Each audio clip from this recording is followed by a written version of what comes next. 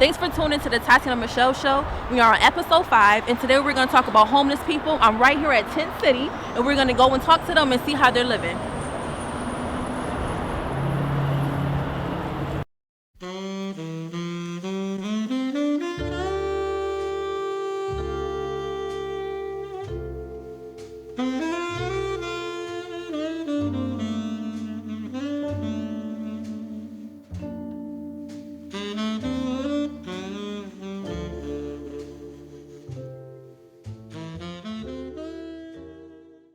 So I'm here right now at Tent City. I was someone who's been out here living for a while. So what's your name? Mike Cicero. Okay, so how long have you been living in the tents? I've been living in a tent around Rochester since June. Since June. And how's that going for you? It's been okay. It's been okay? Yeah. Under what circumstances have you became homeless and that you have to come out here and live out here? My kids went off to college and I don't have enough money to support myself on my income. Okay. I have. So do you have other family in Rochester right now?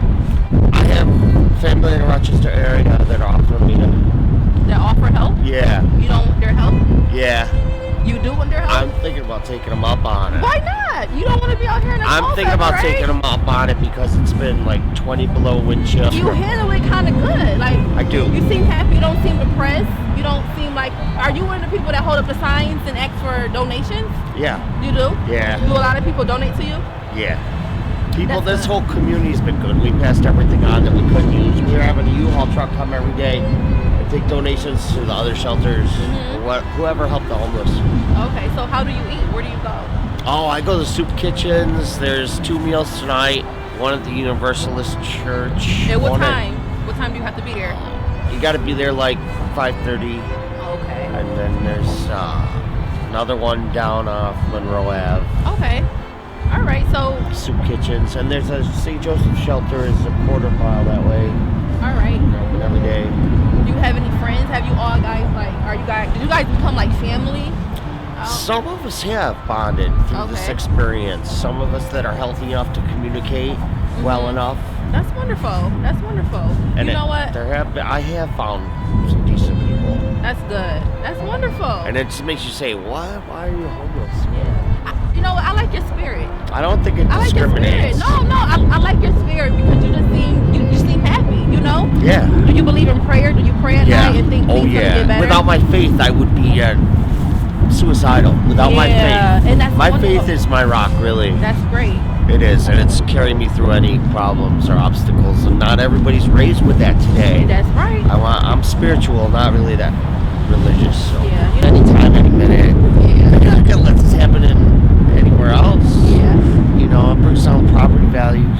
Right. But we did good because we got a lot of awareness for whatever. All right. God bless. You have a good one, okay? I'm going to relax. All right. Last night I stayed up. It was a rough night. 2 homicides in the city. Yeah. It was a rough night. Oh, man. But I stay out of trouble. That's good. I don't go out to the bars with the young guys.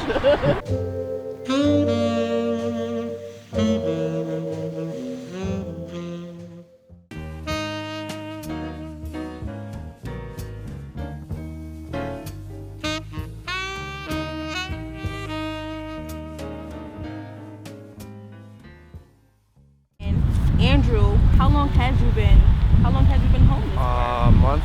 For a month? Yeah. Are you from Rochester? Yeah. You are? I'm originally from Webster. From Webster? So under what circumstances did you become homeless? I just got out of jail, and there's not that many programs. There's not really any programs to contact while you're in jail, so they kind of just let you out the door. I'm working right now with DSS and the Open Door Mission, which is really great. But other than that, there's not, like I said, there's not really many programs. So do you stay at the Open Door Mission? Yeah. Okay. So do you have any family? Yeah, I do. And they not trying to help you or anything like that? I kind of burned those bridges a long time ago. Oh, okay. So how do you feel, when you're holding a sign and people see you, asking for their help? How do you feel when people just ignore you?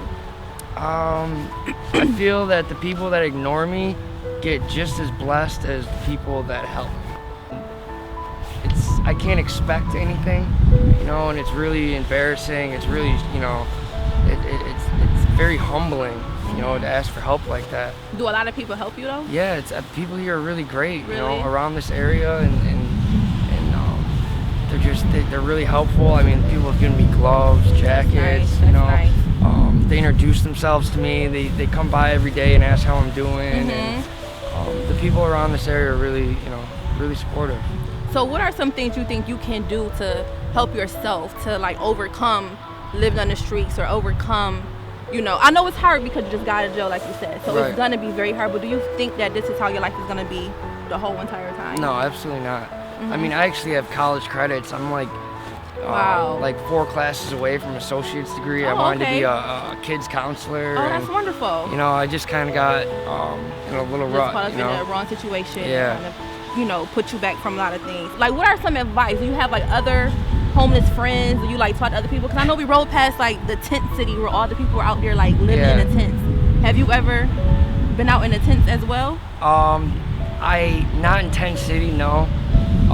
But I mean, I've been in worse situations. I mean, the open door mission. If you're not there by 5:30, there's nowhere to go. Wow. So I mean, you know, pretty much it's fend for yourself. After that. A couple days ago, at one of the shelters, someone got stabbed. Wow. I mean, there's a lot of fights. So people can bring weapons inside the shelter?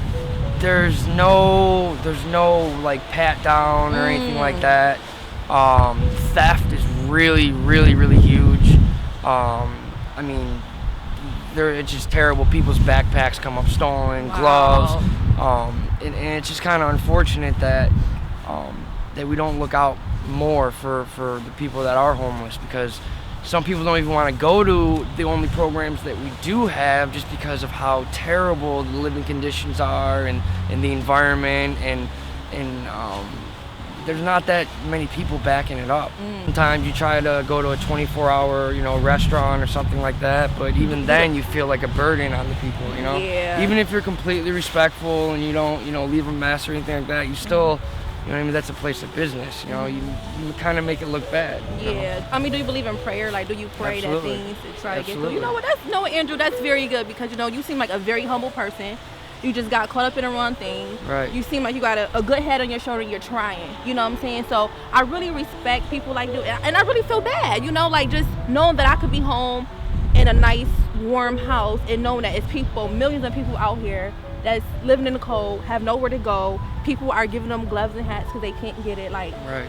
it's a blessing to me to know that I'm okay and, you know, within my life. So to see people like you, like, it just makes me like love my life more, but at the same time I just want to do anything I can do to help.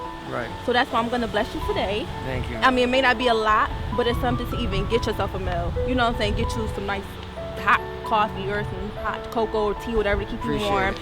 And hopefully you see other people out here that will do the same thing for you. So I really appreciate it. Thank you so much for Thank tuning you. in to the Tateana Michelle show. Show the people the sign that you hold up all the time.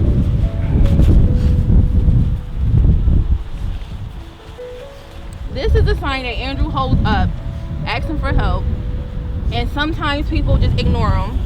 A lot of people think people are asking for this money for drugs or for liquor or whatever the case may be, but it's really people who actually hold this sign up, really want a meal. So it's like, don't always ignore people. Just try to do what you can do to help them.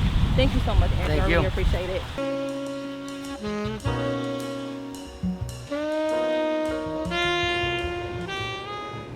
Okay, let me say this on homeless people. To me, there's no such thing as a person being homeless, Okay. because there's too many churches out here. There's too many sinners out here. There's too many, you know, donations going around for people to go to. You know, as far as 10 people, if you're gonna be in the cold, it's only because you want to be in the cold. So you feel like that's their choice? That's their choice. Okay. Because Salvation Army puts a bus out here for them to ride in. Right, that's true. You know, you got House of Mercy. You have Open Door Mission. You got the churches. You got the wives that will open up their doors. True. That's true. You know, Yeah. you know. So you think like some of the people I did interview, a lot of them feel like they burnt their bridges with their family. And, Oh yeah. You do have people out here that burnt their bridges. You have people out here that burnt their bridges because of drugs. You know, they burnt their bridges because their kids. Many different reasons. Right.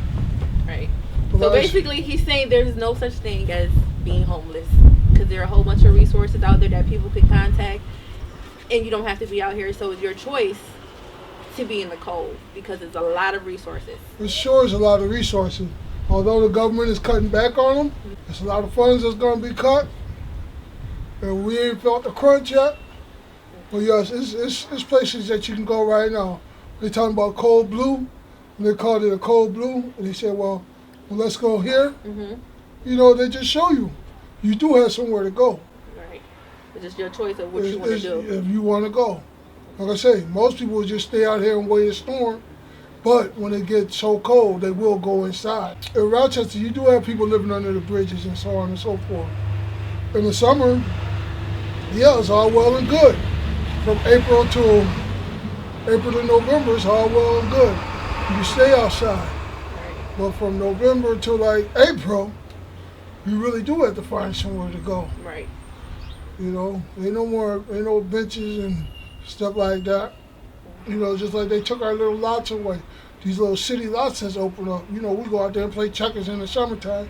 In the wintertime, we burn our garbage cans and, you know, huddle over, you know, get warm and stuff like that. But hey, now the city done took them little lots away from us. Yo, we get bad rep because they don't want nobody. They call this a little college town. They steady building, bringing people back in the city, trying to kick us out the city. You know, trying to reform a lot of stuff out here. Yeah. Thank you. So, I really appreciate your input. You know, that really helped out. And you want to keep going? We'll keep going. But it's cold out here too. It's cold. I'm like, thank you.